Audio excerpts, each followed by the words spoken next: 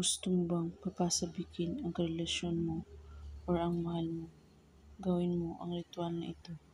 Kailangan gumawa kayo nito ay buo ang inyong paniniwala, walang ibang iniisip at pagdududa. Kapag ginawa po ninyo ito at laging positibo, dahil ito ay gabay lamang. Mga kailangan sa ritual na ito: panulat, papel, coffee.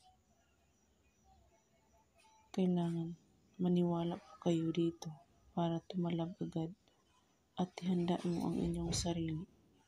Una, isulat mo sa papel ang pangalan niya at apelyido. At pagkatapos, isulat mo sa likod ng papel na tulungan mo ako para sasabikin siya sa akin at ako lang ang kanyang iibigin.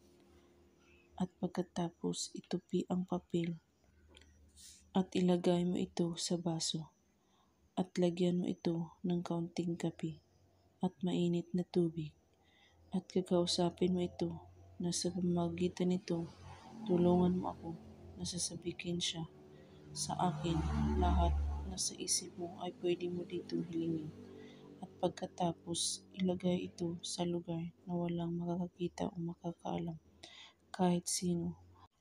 At maghintay po kayo hanggat ito ay tumalab na. At saka mo ito ibuhos lahat. Saan? Gawin ito kahit anong oras at araw. Basta't lagi kayong positibo sa ginagawa para tatalab agad.